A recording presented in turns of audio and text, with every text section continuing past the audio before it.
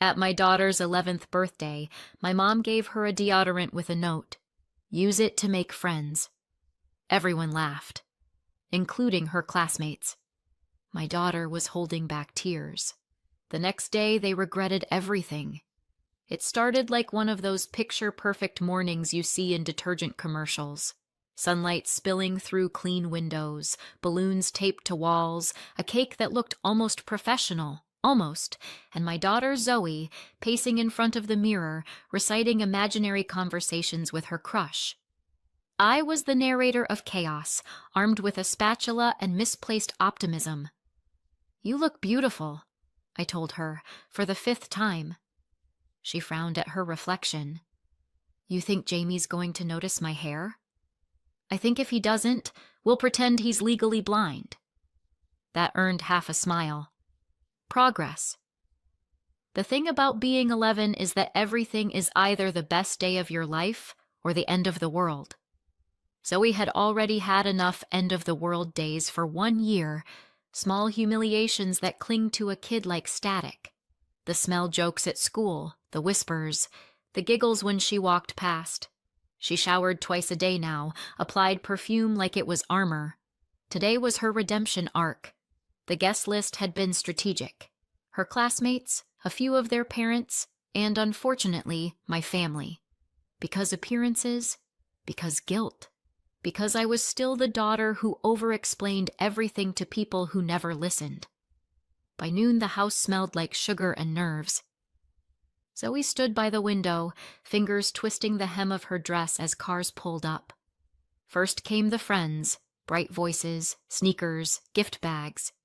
Then the doorbell rang again, and the atmosphere shifted. "Mom's here!" my sister Chelsea called from the porch, her voice sing-song and smug. Of course she was early. Chelsea swept in wearing heels that clicked like punctuation marks, kids in tow, Paige, 12 and already a carbon copy of her mother, and Lucas, 9 and wild-eyed. "You look so festive," Chelsea said, scanning the streamers. "It's cute." Cute. The word people use when they mean amateur. "Thanks," I said. My mom followed, purse slung over one arm, smile stretched thin.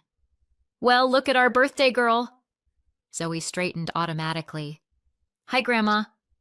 11 already," Mom said, kissing the air near her cheek. "You're growing up so fast."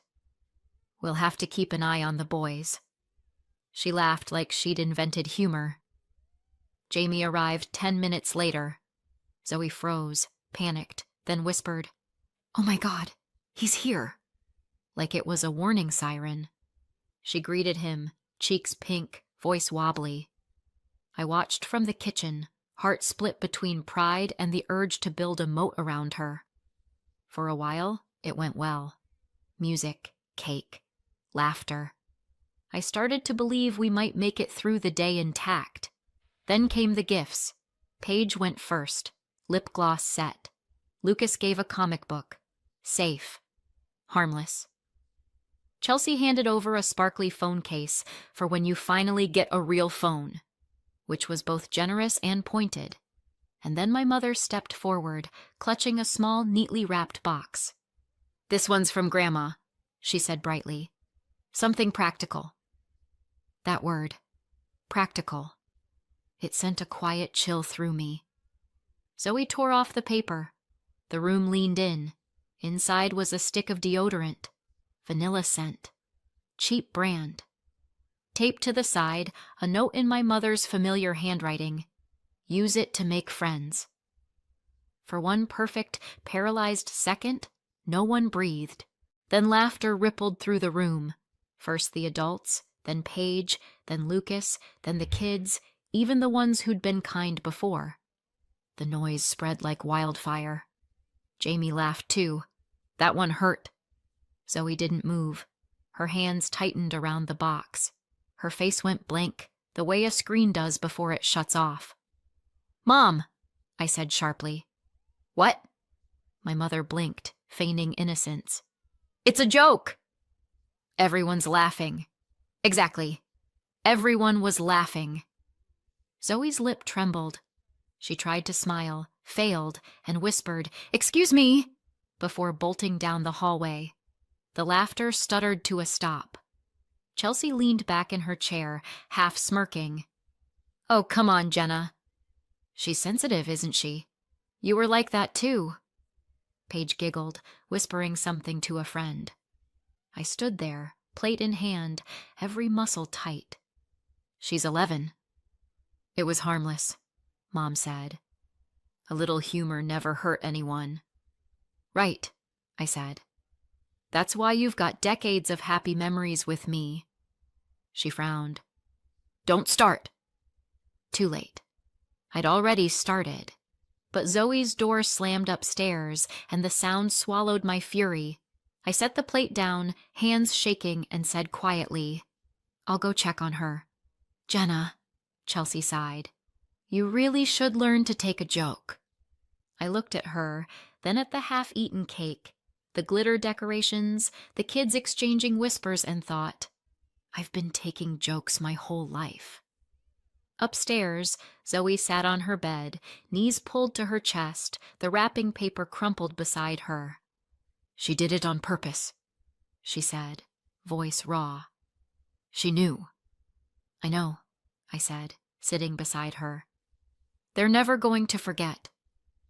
Everyone's going to talk about it at school." Jamie laughed. That last word broke. I didn't have a speech ready. All I could do was wrap my arms around her and whisper, "I'm so sorry." Downstairs, laughter started again, fainter, like ghosts who didn't know they were dead. I pressed my hand against Zoe's back, feeling every tremor. It wasn't the first time my mother had ruined a birthday, but it was the last. Zoe lifted her head, eyes wet. "She hates me." "No," I said. "She doesn't care enough to hate." "But I do." Her breath hitched. "What are you going to do?" I smiled, but it didn't reach my eyes. "Fix it. Because that's what mothers do. When the world breaks their children, they build something stronger from the pieces." Downstairs, my family laughed at another joke I couldn't hear. And I thought, laugh while you can. The next day, they regretted everything. It wasn't the first birthday they'd ruined with a joke. Zoe didn't sleep that night. Neither did I. Every time the floor creaked, I heard the party again. Laughter, my mother's voice, the sound of Zoe's chair scraping back. Funny how memory keeps the sound fresh. Chelsea used to say I was born embarrassed. She wasn't wrong. She was the older one. Blonde, confident, the kind of girl who could insult you and make you thank her for the attention. I was bookish, cautious, allergic to eye contact. At school, she had orbiters. I had library fines. At home, she had applause. I had advice. "Loosen up," Mom would say when Chelsea mimicked the way I walked. "She's teasing," Dad added, like that made it wholesome. Laughter always followed, filling the kitchen, bouncing off the refrigerator until it stuck to me. There was a birthday, mine, 15 maybe, where Chelsea convinced her friends to hide my gifts. When I started to panic, she held up one box with a ribbon and said, "Here's one." Hope it fits your personality. Inside was a joke. T-shirt, world's most sensitive person.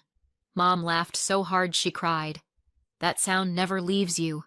I used to think adulthood would fix everything, that once we all had taxes and back pain, the cruelty would stop. It doesn't. It just gets manners. Chelsea became the success story. Marketing job, perfect hair, a social calendar that looked exhausting. I went into software. Quiet work, clean numbers, no audience. My now husband Daniel did the same. We built a life that ran on code and caffeine, steady, uneventful, safe. When my parents' car needed tires, I paid. When their roof leaked, I sent the transfer before they asked. They called me a good daughter, which in our family is code for the reliable one, not the favorite. Chelsea never had to be reliable. She had charisma, and charisma doesn't pay bills. It collects them. A few months before Zoe's birthday, we'd gone to Paige's, 12 years old and already fluent in superiority. The party looked like a commercial, matching decor, catering, a professional photographer catching every perfect angle. Mom gave Paige a designer purse. Chelsea had obviously picked it out. Everyone clapped like it was a coronation. I remember Zoe whispering, "Do you think Grandma will get me something like that?" I said, "Maybe." I lied. Back in Zoe's room, hours after the party, she sat at her desk tracing circles on the wrapping paper. I could see she was replaying every laugh. That night, I thought about that purse and the deodorant sitting in the trash downstairs. 2 gifts, 2 messages.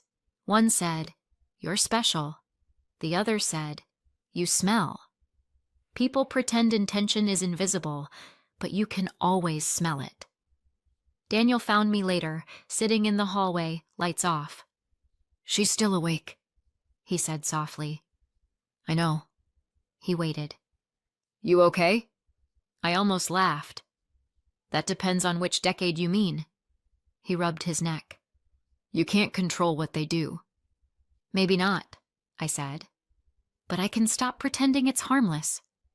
You know that point where anger turns into clarity? It's sharp, almost clean. That's where I woke up. I didn't drink my coffee. I armed myself with it. The laptop was already open on the kitchen counter, the cursor blinking like it had been waiting years for this moment. Click 1. Transfer canceled. Click 2. Card account closed. Click 3. Utilities. Gone. The house stayed silent except for the tapping of keys and the sound of my pulse in my ears. I wasn't shaky. I was steady. That's what scared me a little. Daniel wandered in halfway through, rubbing sleep from his eyes. "Morning. You're up early." "I'm busy," I said. He blinked at the screen. "Busy doing what?" "Freedom paperwork."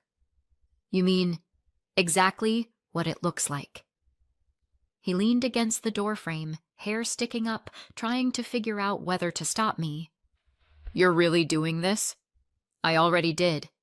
"They'll freak out." "Good. Do you want me to call your mom later?" "Smooth things," I laughed, loud, fast, almost ugly. "Smooth things over?" That's her job. She's been polishing her image for decades. That shut him up. When I finished, I sat back. The air felt different, lighter, like something toxic had finally burned out. By lunchtime, the phone started buzzing. I ignored the first few, let the notifications stack. The vibrations sounded like applause. At 2, I picked up Zoe from school.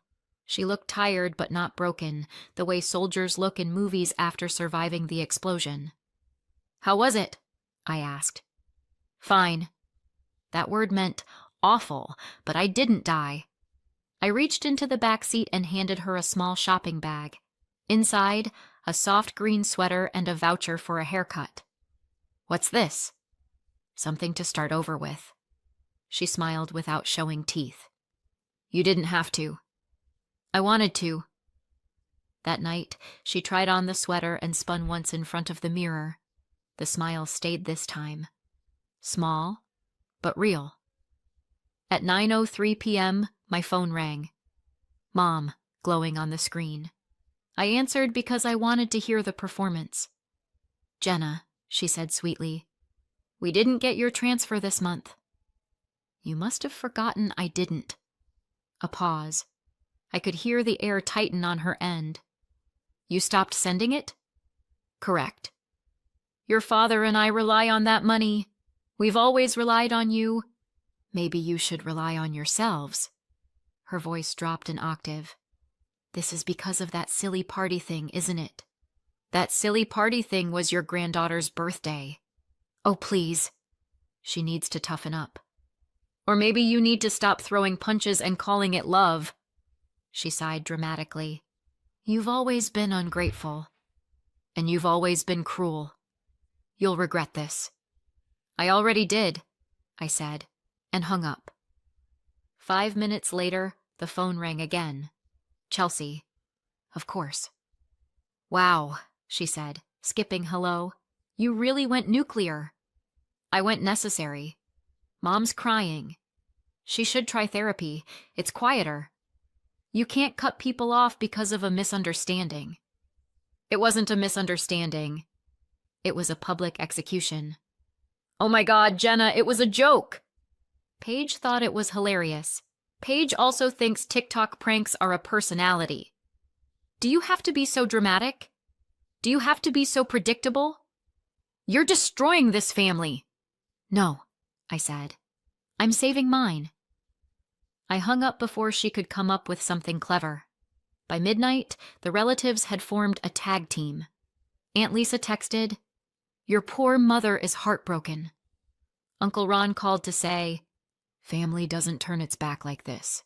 A cousin I hadn't seen in 5 years left a voicemail that started with, "We're all worried about you," and ended with, "Grow up." I replied to none of them. Silence is heavier than words when you've spent a lifetime being told to shut up. But I did pour another glass of wine and toast the quiet. Saturday morning. Another call. Same number. This time I answered, just to end the suspense. It was Mom again, but her sweetness had curdled. "You think cutting us off makes you better? Wait until Zoe grows up and hates you for it." I smiled into the receiver. If she hates me for protecting her, I can live with that. She started to yell, but I hung up halfway through ungrateful. The phone buzzed 3 more times.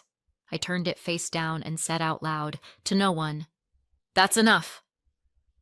Later that day, Zoe and I went out for Christmas decorations. The store was crowded, glitter everywhere, the kind of chaos that smells like cinnamon and regret. She picked white lights. I picked red. We argued. We bought both. At the register, she hesitated. "Grandma usually helps with this part." "Not this year." "Because of me?" "Because of them." Her shoulders dropped. Relief. Understanding. "Good," she said. I swear, that one word felt better than any therapy session I'd ever skipped. That night, Daniel found me on the porch again. I was drinking cheap wine and pretending it was Victory champagne. "You okay?" he asked. "I think so." "They'll be furious." "Let them be." He smiled. "You really mean it?" "I do." He nodded toward my phone on the table. "Are you going to keep it off forever?" "Maybe," I said. "Maybe I'll answer next time. Just to hang up twice." He laughed, but I wasn't joking. A few days later, Zoe came home with that mix of excitement and fear only middle school can invent. "Mom," she said, breathless. "Someone posted a clip from my birthday." I froze. "What clip?" "The deodorant thing." She bit her lip. "You can see Grandma handing it to me and everyone laughing." My stomach turned. "Do you want me to take it down?" She shook her head. "No, it's not mean this time." People are mad at them. The comments are all like, "Who does that to a kid?" I watched the video. 30 seconds of cruelty, broadcast like evidence. The laughter sounded smaller on screen. The note, when it came into focus, "Use it to make friends," looked ridiculous, petty. "Do you want me to report it?"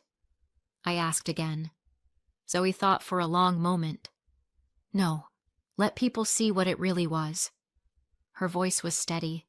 No shame, no tremor. Just a kid taking her story back. I reached for her hand. "Okay, we'll let it stay that night," she hummed while helping me untangle the lights for the tree. The house felt warm again, alive.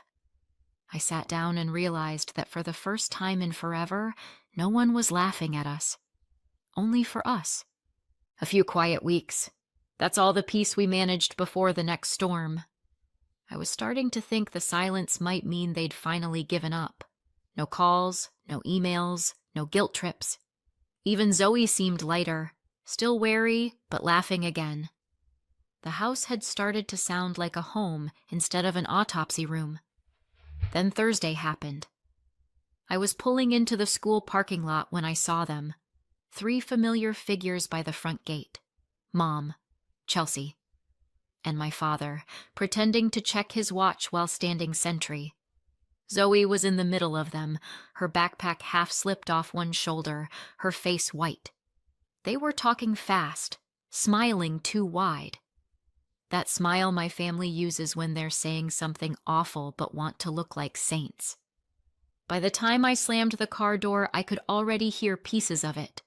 Sweetheart, you know we didn't mean anything bad. You love your grandma, don't you?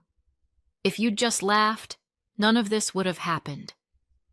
Every sentence was another hook thrown into her, and she was sinking. I walked faster. Mom spotted me first and did that fake surprise thing. Oh, Jenna! We were just saying hello. Get away from her. Don't be ridiculous, Chelsea said. We're trying to fix what you broke. Zoe's eyes filled. She looked from them to me like a deer surrounded by traffic.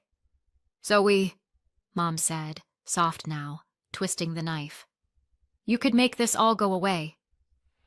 Just tell your mother you want to see us again. That's when I stopped pretending to be civilized. Back. Away. From. My daughter. The words came out calm, clipped, surgical. Every parent at the gate turned to stare. Mom's smile froze. We're just talking. No, I said. You're rewriting history. I took Zoe's hand and walked her to the car. Nobody said another word. The air felt electric. The kind of silence right before thunder hits. In the car, Zoe kept wiping at her face.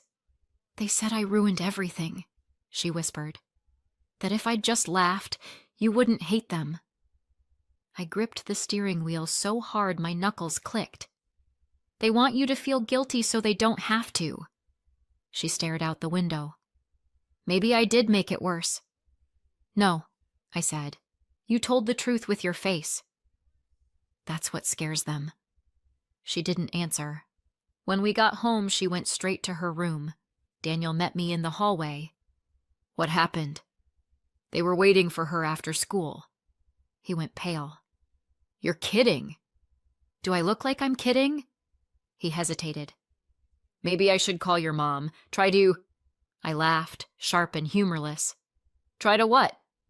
Negotiate terms of sanity? That night, I poured a glass of wine, sat at my desk, and called Kevin Chu, a lawyer and a friend. Kevin answered on the second ring. Jenna. Long time no crisis. They cornered my kid at school. A pause. Cornered? 3 of them. Told her she wrecked the family, made her cry in front of everyone. I want it in writing that they stay the hell away. He didn't even sigh this time. I'll draft the letter tonight. Cease and desist, plus a copy for the school administration. You sure you want to go nuclear? They already did, I said. He chuckled softly. Fair. I'll send it for your approval before morning. When I hung up, I felt that strange mix of fury and relief, like holding a live wire and realizing it's finally grounded. Near midnight, I found Zoe awake, sitting cross-legged on her bed. She looked up. Mom, maybe they're right. Maybe I'm the reason this got so big. I sat beside her. Listen to me. They hurt you. And when people like that get caught, they always look for someone smaller to blame. That doesn't make it your fault. It just makes them cowards. Her chin trembled. But they're family. Blood isn't a hall pass, I said.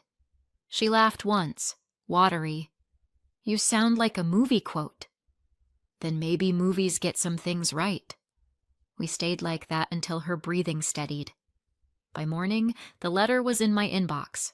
Formal, cold, perfect. Reading it felt like exhaling for the first time in years.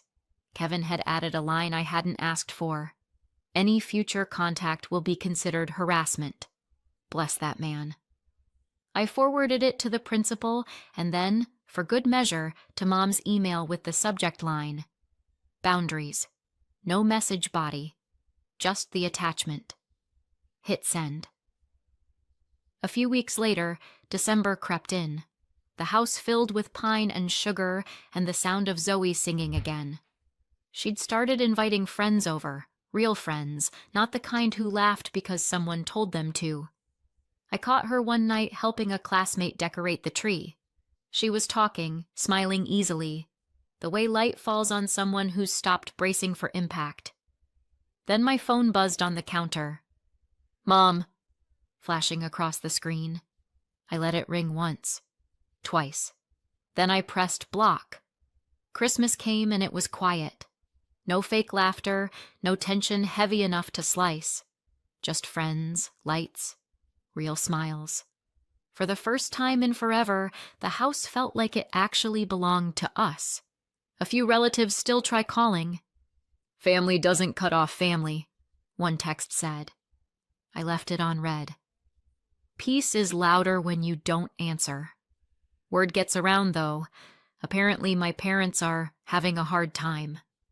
The roof's leaking again, the car needs repairs, and my sister, who posts photos from five-star brunches, hasn't offered a dime. Mom's been telling everyone it's so unfair that I stopped helping. I call that karma with a warranty. And Paige? She found herself a new target at school. It didn't go well. The principal called it behavioral bullying. She's been quieter lately. Consequences do that to people. Zoe and I had a perfect day. Small, messy, full of real laughter. The kind that doesn't sting. We're careful now about who we let in. Turns out, less family can sometimes mean more peace. Sometimes I think about calling them. Then I remember the silence that followed when I finally hung up. How light the air felt. How clean. So, was I right to cut them off or did I go too far? Let me know in the comments. And subscribe for more.